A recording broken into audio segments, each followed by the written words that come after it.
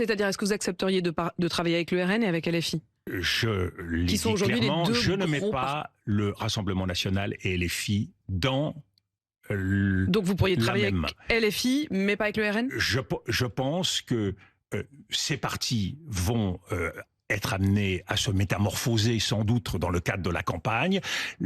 L'héritage qui est celui du Rassemblement national, qui est un héritage très lourd, à la fois de xénophobie, de racisme, préférence nationale. Quand j'entends les patrons recevoir aujourd'hui le Rassemblement national, ils oublient que au cœur du projet de Marine Le Pen, il y a la priorité nationale. C'est-à-dire que les entreprises sont obligées de... C'est une faute que les patrons aient... Mais c'est un changement de démocratie et c'est un changement de monde.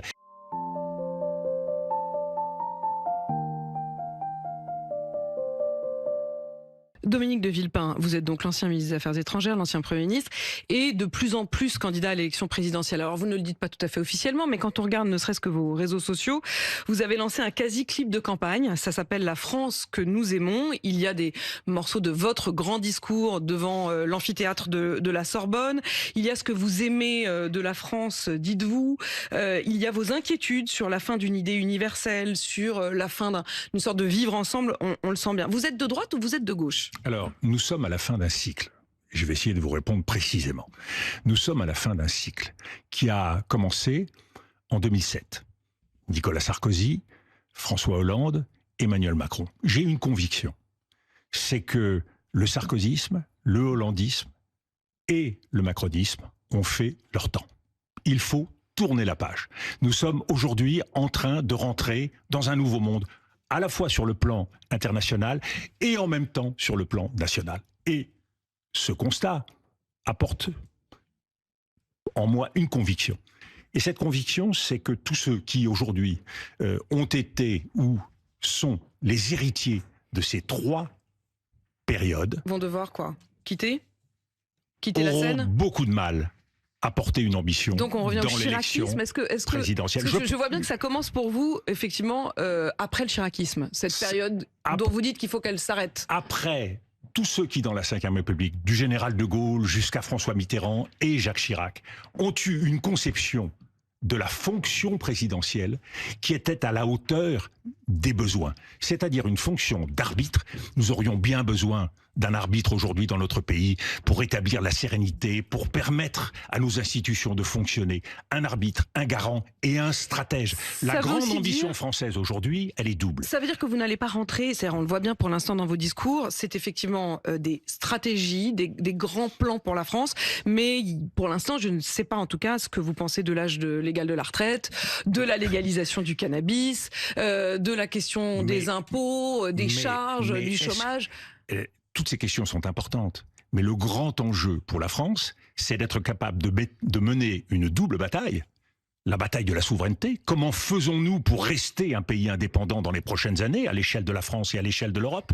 Mener la grande bataille qui s'annonce pour 2027 et qui prime sur toutes celles que vous avez annoncées, qui est la bataille de la démocratie. Si le Rassemblement national arrive au pouvoir en 2027, nous changeons de monde. Nous entrons dans une démocratie illibérale. Votre ancienne famille politique, c'est-à-dire la droite, aujourd'hui est représentée par des gens comme Bruno Retailleau, qui lui met dos à dos le Rassemblement national et la France insoumise. Est-ce que vous estimez que le danger est le même d'un côté ou de l'autre? Mais le petit théâtre politique aujourd'hui, tel que nous le voyons, c'est un théâtre ancien.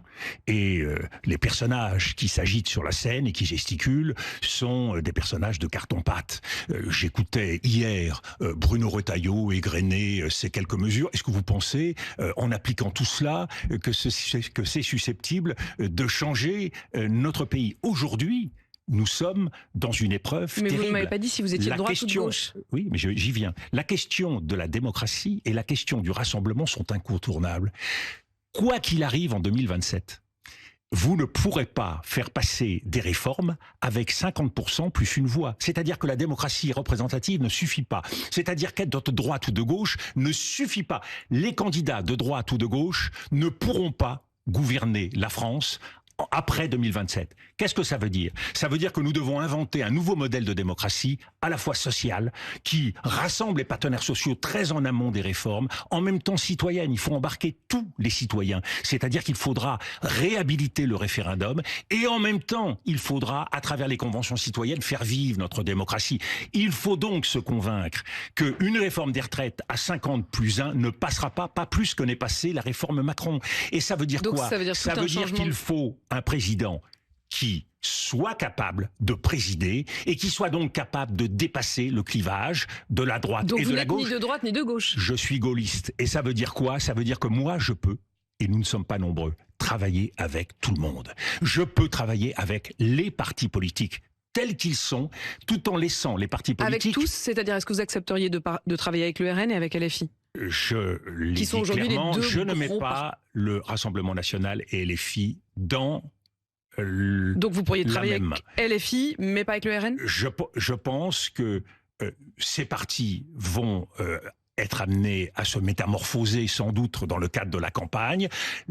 L'héritage qui est celui du Rassemblement National, qui est un héritage très lourd, à la fois de xénophobie, de racisme, préférence nationale. Quand j'entends les patrons recevoir aujourd'hui le Rassemblement National, ils oublient que au cœur du projet de Marine Le Pen, il y a la priorité nationale. C'est-à-dire que les entreprises sont obligées de... C'est une faute que les patrons mais c'est un changement de démocratie et c'est un changement de monde.